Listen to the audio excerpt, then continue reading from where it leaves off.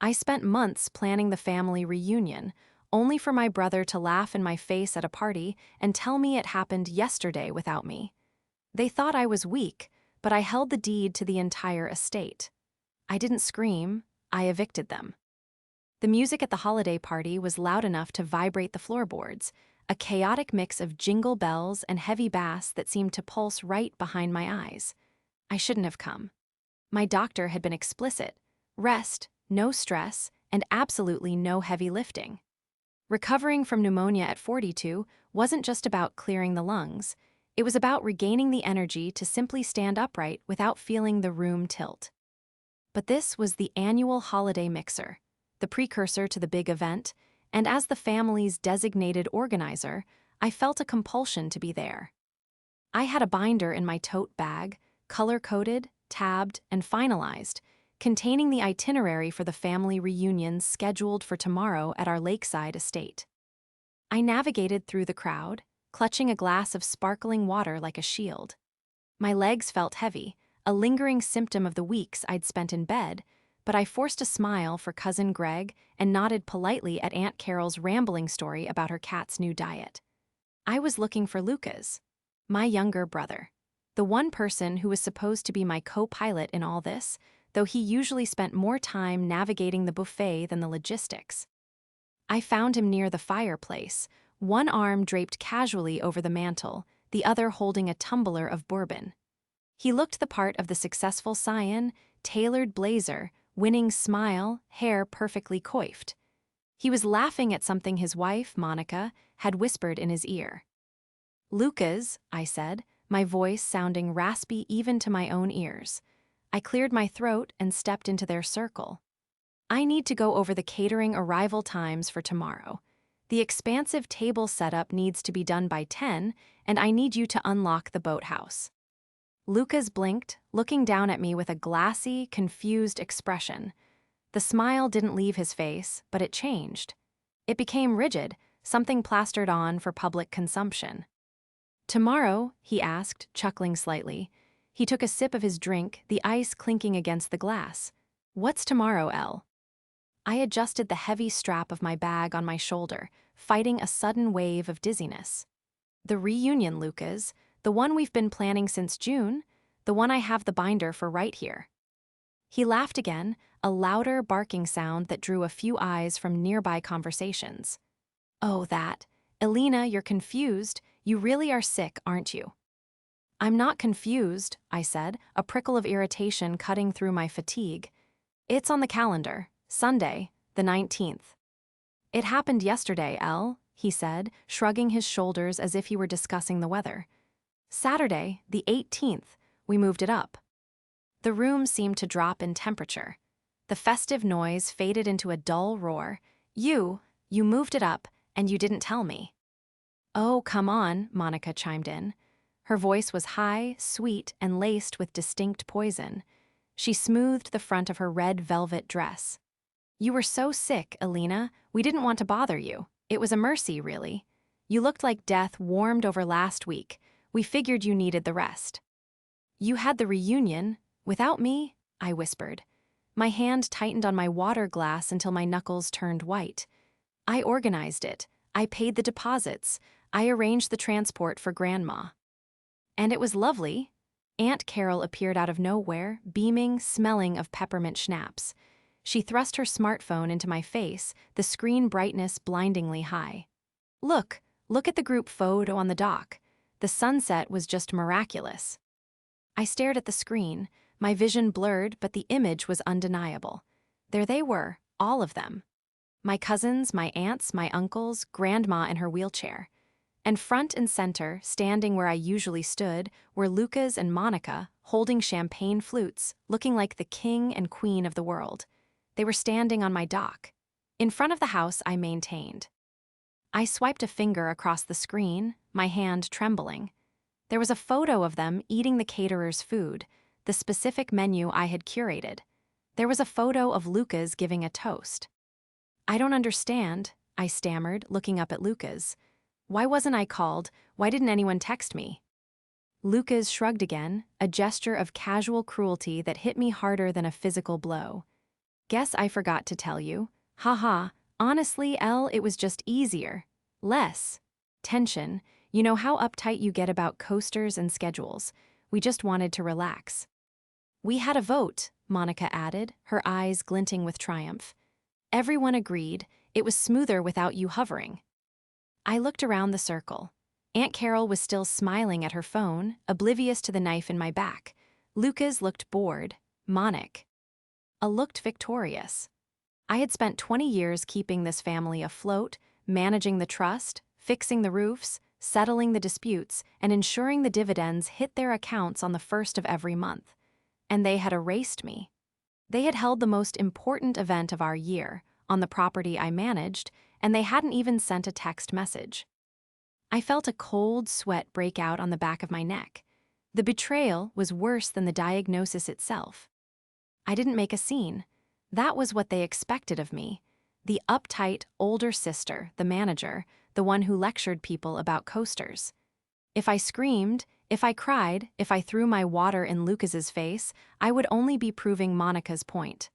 I would be the hysterical, unstable spinster they clearly wanted to paint me as. Instead, I set my glass down on a passing waiter's tray. The movement was precise, mechanical. I see, I said. My voice was barely a whisper, but in the small pocket of silence between us, it sounded like a gavel strike. Don't be dramatic, Elle, Lucas sighed, rolling his eyes. We saved you a plate. It's in the fridge at the main house. You can go up next weekend or something. Enjoy the party, I said. I turned on my heel and walked away. The walk to the coat check felt like a marathon. My heart was hammering against my ribs, a frantic, irregular rhythm that made my breath catch in my throat. I grabbed my coat, ignoring the attendant's cheerful, happy holidays, and pushed through the heavy oak doors into the biting winter night. The valet brought my car around, and I collapsed into the driver's seat. I didn't start the engine immediately. I just sat there, gripping the leather steering wheel, shaking uncontrollably. It wasn't just the fever or the lingering weakness of the pneumonia. It was shock, pure, unadulterated shock. It happened yesterday, I whispered to the empty car. The words tasted like ash. I unlocked my phone. My thumb hovered over the group chat, the Lakeside Legacy chat that I had created. I scrolled up. Nothing. No photos, no updates. They had created a new chat. They must have. A new group without me. A shadow family structure where I didn't exist. I drove home on autopilot, the city lights blaring into streaks of red and gold. Every mile put distance between me and the party, but it brought me closer to a terrifying reality. This wasn't an accident. Guess I forgot was a lie. You don't forget the person who holds the checkbook. You don't forget the person who has the keys. This was a coup. I thought about the photo on Aunt Carol's phone again. The way Monica stood, she wasn't just attending, she was hosting. She was wearing a white dress, almost bridal, standing at the head of the table. My table. My phone buzzed on the passenger seat. It was a notification from the bank, an automated alert for a transaction over $500. Then another. Then another. I pulled over into a gas station parking lot, my hands trembling so hard I could barely type in my passcode. I logged into the family trust's expense account, the one strictly reserved for property maintenance and taxes. The Tipsy Clam Catering, $4,500. Lakeside Liquors, $1,200. Party Tent Rentals, $3,000. They hadn't just excluded me. They had used the maintenance fund, my fund, the one I meticulously balanced to ensure the roof could be replaced next year, to pay for the party I wasn't invited to. Lucas didn't have access to that account, or at least he wasn't supposed to. A cold realization washed over me, instantly calming the shaking. It was a clarity that comes only when you hit the bottom and realize the floor is solid. Lucas had forged my signature. There was no other way. The bank required dual authorization for anything over $1,000, and I had been in a hospital bed for the last 10 days. I looked at the digital receipt on my screen. The timestamp was 3 days ago. Tears pricked my eyes, hot and angry, but I wiped them away. They thought I was just the organizer. The help, the one who ruined the vibe. They thought because I was sick, because I was single, because I was uptight, that I was powerless. They thought they could cut me out of the picture and keep the frame. But they had forgotten one crucial thing. I wasn't just the trustee, I was the landlord. To understand why this betrayal cut so deep, you have to understand the lake house. It wasn't just a vacation home, it was the physical embodiment of my father's legacy, and for the last 10 years, it had been the altar upon which I sacrificed my personal life. When Dad died, he left the estate in a complicated trust. He knew Lucas. He loved Lucas, we all did, but he knew that if Lucas were given control, the property would be sold for parts within a year to fund a failed startup or a luxury car collection. So, Dad made me the trustee. He made me the estate manager. It sounds impressive, but in reality, it meant I was the janitor. For a decade, while Lucas traveled through Europe, finding himself and racking up debt, I was battling local zoning committees.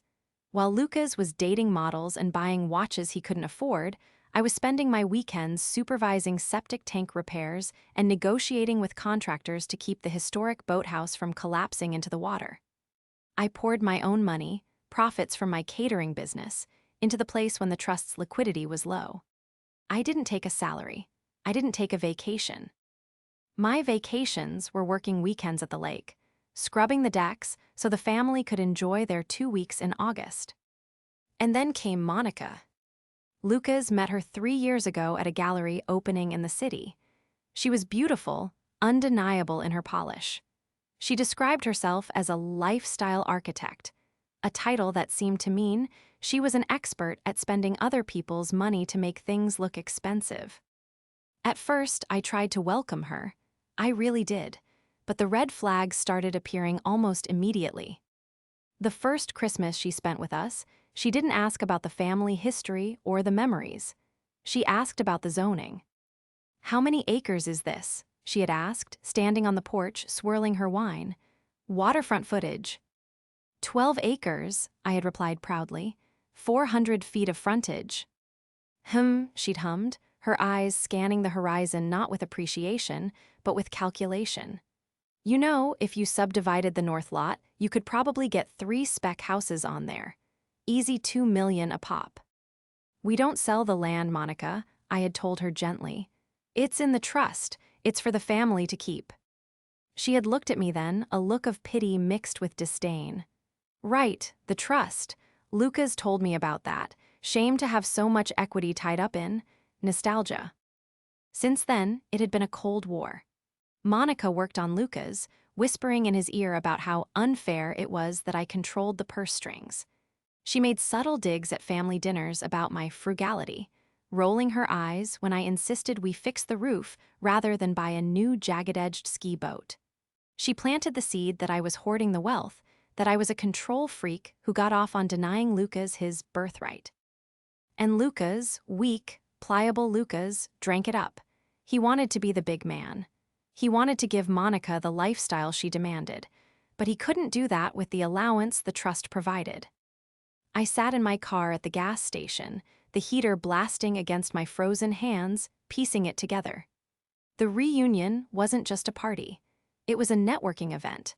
I recalled a rumor I'd brushed off months ago, that Monica had friends in real estate development. If they had the reunion without me, they controlled the narrative. They could tell the aunts and cousins whatever they wanted. "Alina is sick. Alina is losing it. Alina is mismanaging the funds. Look at this party. Look how great we are at hosting. We should be in charge." It was a soft launch of a new regime. I closed my eyes and pictured Monica again, in her white dress, standing on my dock. She wasn't just enjoying the view, she was appraising it. I shifted the car into drive. My exhaustion was gone, replaced by a cold, hard clarity. They wanted a war, they wanted to play games with the trust, they wanted to treat me like a ghost. Fine, I would be the ghost, but I would be the kind that haunts you. I didn't sleep that night. Sleep felt like a luxury for people who hadn't just watched their own family plunge a knife into their back. Instead, I went to war. My war room was my home office, a space that was the antithesis of the chaos Lucas and Monica thrived in. It was silent, efficient, and lined with filing cabinets that held the literal history of our bloodline. I sat at my mahogany desk, the glow of 3 monitors illuminating the room, and began the forensic audit I should have done 6 months ago. The first step was the immediate triage. I logged into the trust's primary banking portal. The maintenance account, the one they had raided for their party, was just the tip of the iceberg. I pulled up the transaction history and cross-referenced it with the digital security logs from the bank. There it was, a digital authorization for a transfer of $10,000 to ML Designs LLC, Monica's shell company. I clicked on the transaction details. The authorization signature was a scribble that vaguely resembled mine, but the IP address stamped on the approval wasn't from my home or my office. It was from an iPhone. I didn't use an iPhone for banking. I insisted on hardwired connections for security. "You idiots," I whispered, my voice flat in the silent room. "You didn't just steal, you left a map." But I needed more than just theft. Theft would get them in trouble, but it wouldn't stop them from poisoning the rest of the family against me. I needed to understand their endgame. Why now? Why the rush? Why risk a felony for a party? I opened the Lakeside Estate digital folder. I pulled up the security camera feeds for the lake house. I had installed them 2 years ago after a break-in scare, cameras at the gate, the boathouse, and the perimeter of the main lodge. I knew Lucas and Monica likely didn't know the passwords to disable them. They never paid attention when I explained technical updates. I scrubbed the timeline back to yesterday, the reunion. I watched, feeling a cold knot of nausea tighten in my stomach. I saw my cousins laughing. I saw Aunt Carol. But then I saw something else. At 2:00 p.m., while everyone else was down by the water, Monica and Lucas were walking the perimeter of the property with a stranger. A man in a dark suit, holding a laser measure and a tablet. I zoomed in. The man wasn't family. He was all business.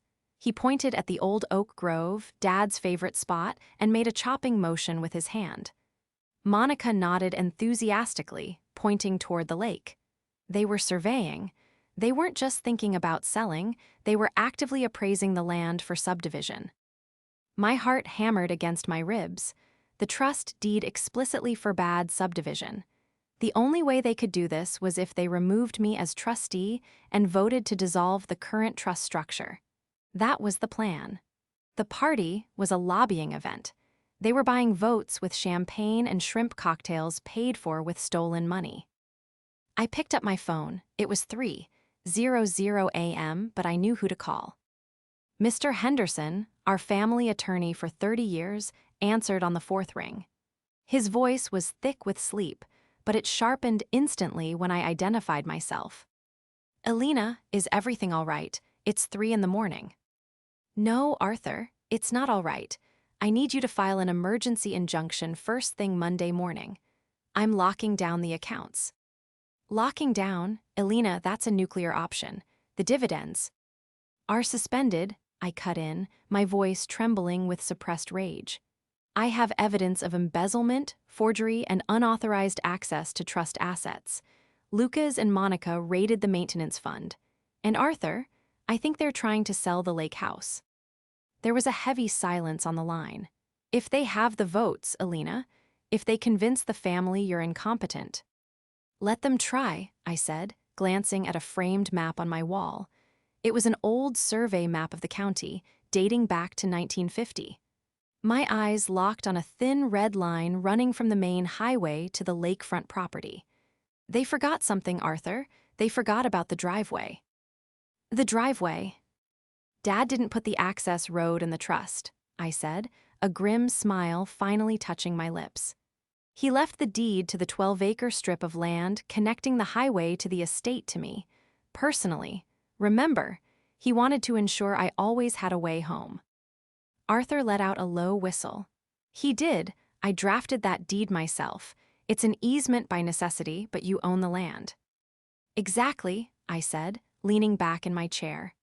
If they sell the house to a developer, that developer is going to need a road to get their bulldozers in.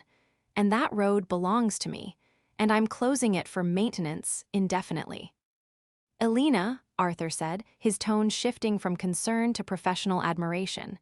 That is ruthless. I learned from the best, I said, thinking of the brother who had laughed in my face.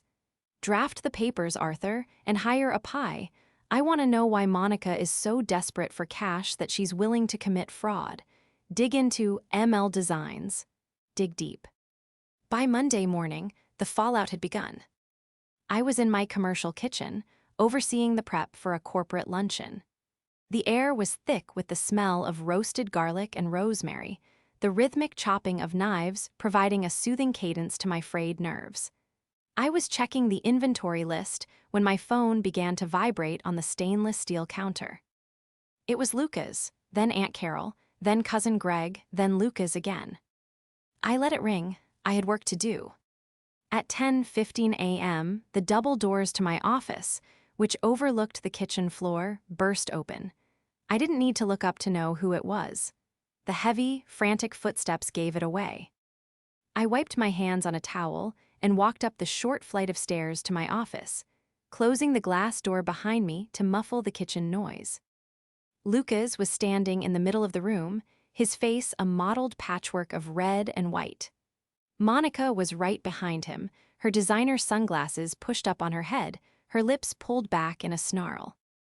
"What did you do?" Lucas shouted, slamming his hand onto my desk.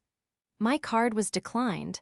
I'm at the dealership trying to pick up the Rover, and they cut up my card in front of everyone. Do you have any idea how humiliating that is?" "The dividends didn't hit," Monica hissed, stepping out from behind him. "I checked the balance. It's zero. Zero, Elena, you can't just steal our money." I walked around my desk and sat down, taking a moment to edge. The alignment of my stapler. I looked up at them, keeping my face entirely blank. "I didn't steal anything," I said calmly. "I froze the trust accounts pending a fraud investigation." "Fraud?" Lucas laughed, a high-pitched, nervous sound. "What are you talking about? You're the only one who handles the money. If there's fraud, it's you." "Is it?" I opened my drawer and pulled out a single sheet of paper, a printout of the forged transaction. I slid it across the desk toward them. "Explain this, Lucas. $10,000 to Monica's company, authorized by me while I was bedridden with pneumonia, authorized from an iPhone." Lucas looked at the paper, his face draining of color. He looked at Monica. Monica didn't flinch. She grabbed the paper and crumpled it in her fist. "So? It was for the party you were too sick to plan. We hired my firm to handle the design. It was a legitimate expense. You're just petty because we did it better than you." "Forging a signature is a felony, Monica," I said softly. "It doesn't matter what it was for. It's theft. And because the trust is a legal entity, it's not just a family squabble. It's a federal crime." "You wouldn't," Lucas whispered, his eyes wide. "Elle, I'm your brother." "You didn't act like my brother on Saturday," I replied, the hurt finally bleeding into my voice. "You treated me like an employee you fired. You laughed at me." "We were just having fun," Monica screamed, her composure cracking. "God, you are so miserable. You want to control everything. Well, guess what? We don't need you. We have the votes. We're calling a family meeting on Friday. We're going to remove you as trustee. And then we're going to sell that dusty old money pit and finally get what we deserve." "You mean the developer you had walking the property?" I asked. Monica froze. "How did you?" "Cameras, Monica," I said. "I see everything. But here's the problem with your plan.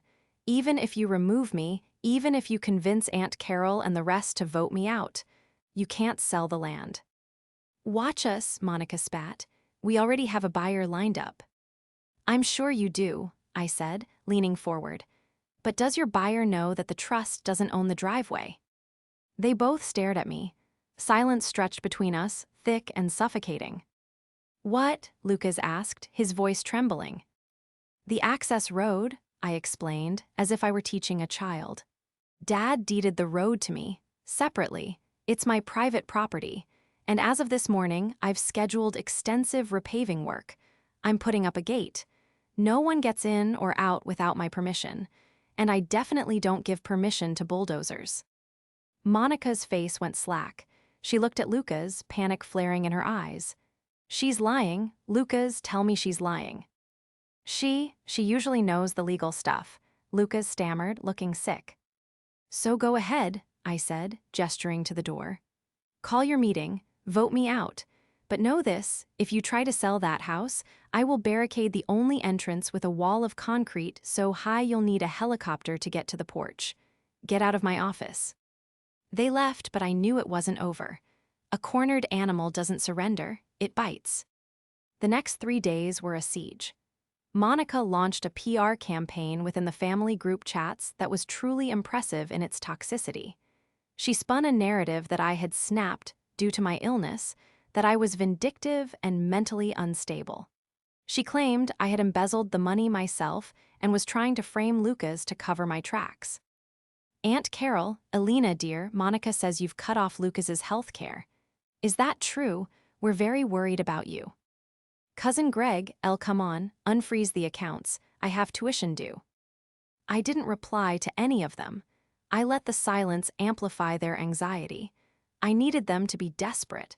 I needed them to show up to the Friday meeting demanding answers. While they panicked, I dug. The private investigator Arthur hired, a man named Reynolds, came through on Wednesday night with a digital dossier that made my blood run cold. We met at a diner halfway between my office and the city. Reynolds slid a thick manila envelope across the table. You were right about ML Designs, Reynolds said, taking a sip of black coffee. It's not just a shell company, it's a sinkhole. Your sister-in-law is in deep, Ms. Vance. She owes nearly $200,000 to creditors. I opened the file. Credit card statements, unpaid vendor invoices, and lawsuits from former clients. But Lucas receives a healthy allowance from the trust. Where did it all go? Gambling, Reynolds said. Not him, her. Online poker and high-stakes crypto speculation. She lost everything.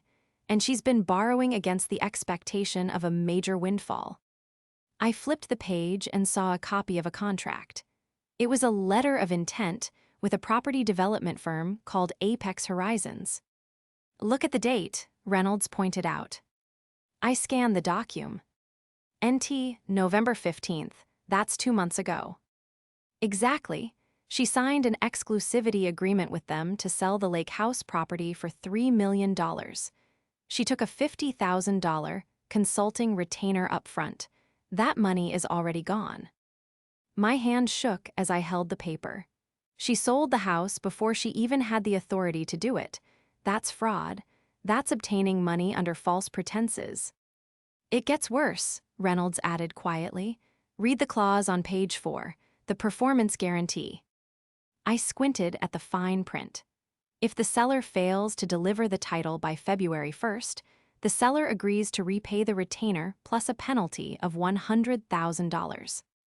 February 1st, I whispered. That's 2 weeks away.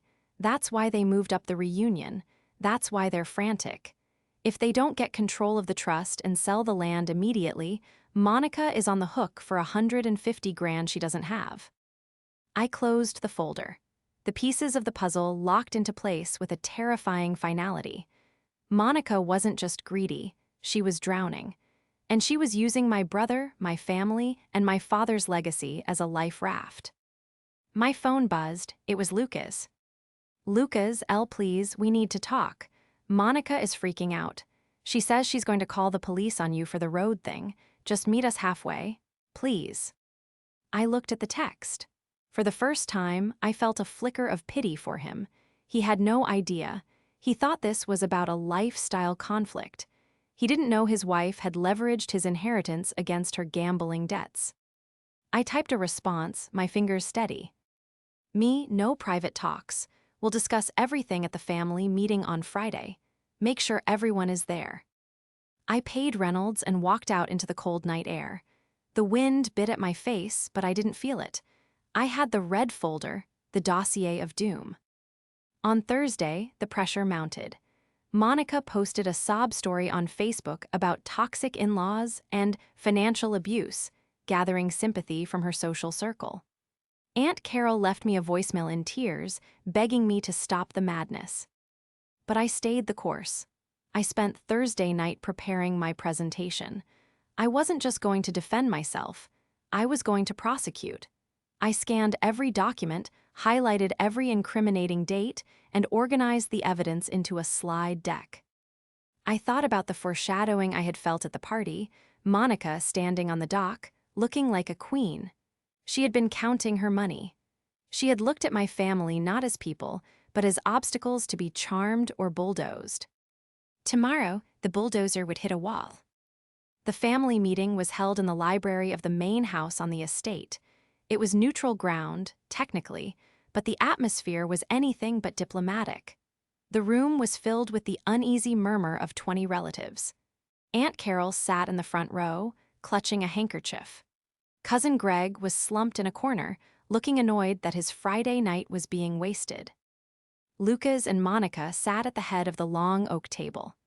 Monica was dressed in a conservative navy suit, her hair pulled back in a severe bun, the picture of the aggrieved, responsible party. Lucas looked pale, his eyes darting around the room, unable to settle on anything. I entered precisely at 7:00 p.m.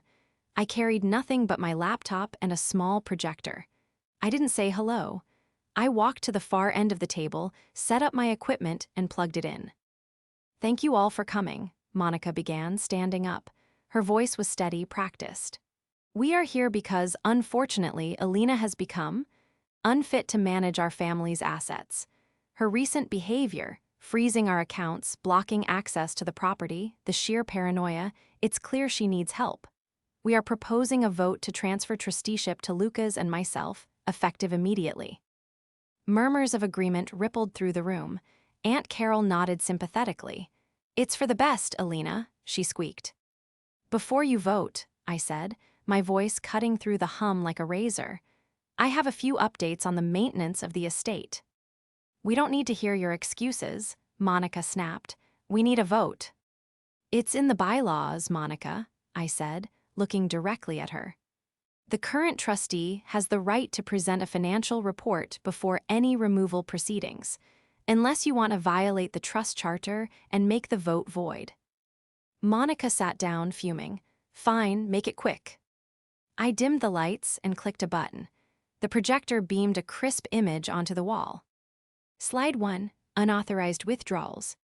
"This," I said, pointing to the screen, "is a record of the $14,500 withdrawn from the Emergency Maintenance Fund last week. It was used to pay for the party you all enjoyed." "So what?" Greg called out. "It was a family event." "It was paid for," I continued, clicking to the next slide, "using a forged signature." The room went quiet. The image showed the digital signature.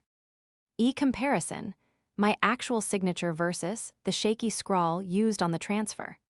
"But that's not why we're here," I said, pacing slowly. "That's petty theft. We're here because of the future of this house." Slide 2, Apex Horizons' letter of intent. I heard Monica gasp. It was a sharp intake of breath that echoed in the silence. "Can anyone tell me who Apex Horizons is?"